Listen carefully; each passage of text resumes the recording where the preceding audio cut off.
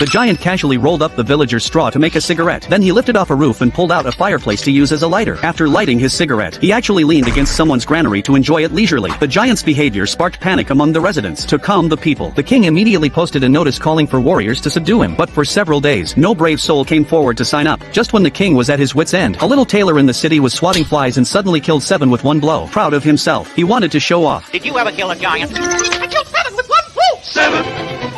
Hearing that the tailor was so capable, several people immediately spread the news, and it soon reached the king. He immediately ordered the tailor to be brought before him and asked if he had really killed 7. The tailor, thinking he was being asked about flies, answered yes right away. Then, to make the king believe him, he performed dramatically. Seeing him describe it so thrillingly, the king believed him instantly and immediately assigned the tailor the task of defeating the giant. However, upon hearing it was about fighting a giant, the tailor froze. He was about to explain, but then the king added that when he returned, he would also give him the princess's hand in marriage. Faced with the princess's enthusiastic advances, the tailor accepted the task in a daze. Amid the cheers of the people, he walked out the city gate. It wasn't until the gate closed that he came to his senses. Terrified, he frantically knocked on the gate, wanting to get back in, but when he looked up and saw the expectant faces of the citizens and the princess, couldn't bring himself to refuse. So the tailor set off with an anxious heart. Just then, the ground suddenly began to shake. The next second, he saw a massive figure approaching. The tailor was about to look up but nearly got flattened by the giant's huge foot. Panicked, he could only run desperately. After passing through the forest, he reached a lake. He thought this might slow the giant's pace, but to the giant, it was just like a puddle, completely useless. Finally, with nowhere left to run, Taylor hid inside a pumpkin. The giant, who had followed him, was now tired, so he sat down on a nearby house to rest. The tailor immediately hid. Unfortunately, the hungry giant grabbed the pumpkin, and the tailor happened to be caught in his hand. Finally, he and the pumpkin were thrown into the giant's mouth together, but fortunately, he grabbed onto the giant's throat in time. This made the giant think he was choking, so he pulled up a well and poured water into his mouth. The tailor was immediately washed into his stomach. Luckily, during the fall, he grabbed the rope from the well. As the giant pulled, he successfully escaped from the stomach, but then the giant spotted him. Seeing no escape, the tailor immediately pulled out scissors to fight back. The furious giant slapped down hard, but the tailor had already taken the opportunity to hide in his sleeve. Seeing the tailor's provocative manner, the giant immediately stuck his hand inside, not realizing this was exactly what the tailor had planned. After the giant put his hand through the hole the tailor had cut, the tailor immediately sewed his hand to it. Then he climbed onto the giant's head, threw out a rope, and tied it around his nose. After the giant was in too much pain to resist, he immediately wound the rope around him from top to bottom, binding him. Finally, when he reached the feet, he pulled hard and tripped the giant to the ground. With the giant subdued, the kingdom eventually developed an amusement park. Powered by the air the giant blew out.